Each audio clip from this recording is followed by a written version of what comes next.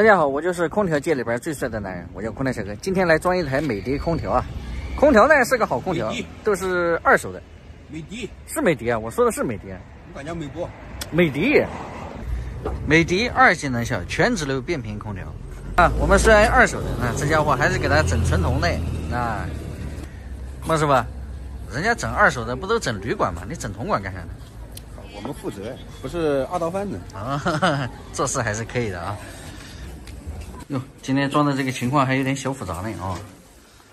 装在这个位置，管子通到地底下，通到1楼，然后再穿出去，要加长。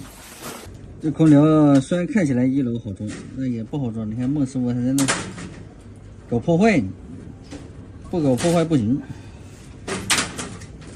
因为它1楼有那个框子，你不把那个框子弄了，等会儿接管子都接不了，不好接。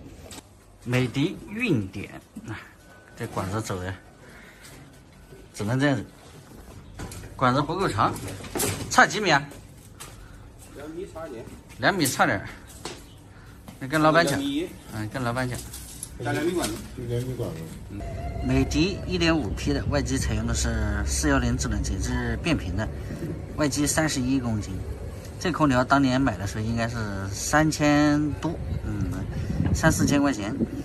但是我发现了一个事儿啊，为什么美的的空调销量好，利润那么高，还是有一定的道理的。等一下拆开给你们看啊，给你们看看啊，3000多块钱机子，外机采用的是单排铜管啊。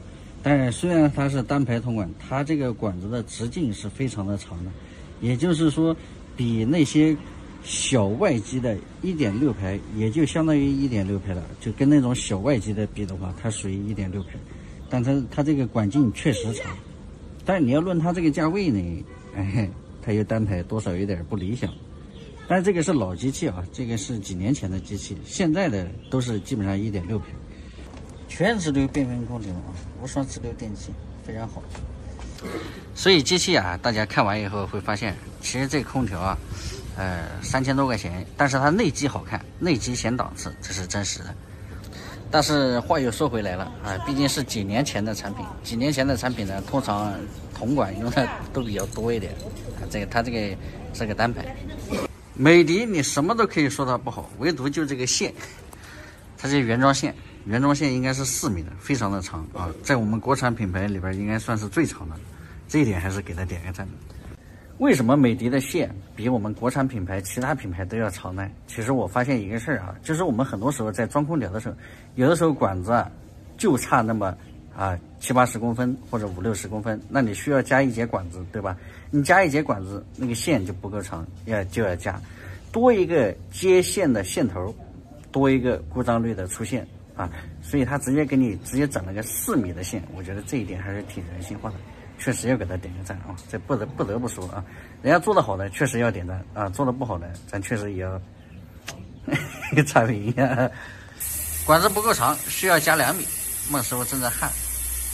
其实我个人认为啊，美的的空调为什么销量好啊？其中的一些原因呢，第一个，它呢比我们国产一线品牌啊，就是比格力呢，它价格又便宜啊，但是比普通品牌呢，它价格又高。也就是站在中间层次，然后再加上它的品牌加持、品牌影响力确实比较大啊，它的家电卖的确实是可以，所以造就了大家想少花点钱买大品牌，选择了首选美的。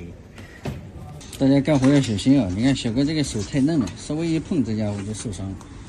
孟师傅也是个性情中人，看小哥受伤了，来展示一下你的伤口呢，陪伴你一下。哎呀，你这个还陪伴，就这一点点，还不行吗？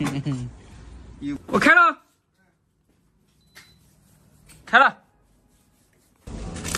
几个呀？还没那个呢。还要等一会儿。今天这个天要多少温度啊？要多少压力啊？要30几？哪能到30几呢？对，20几？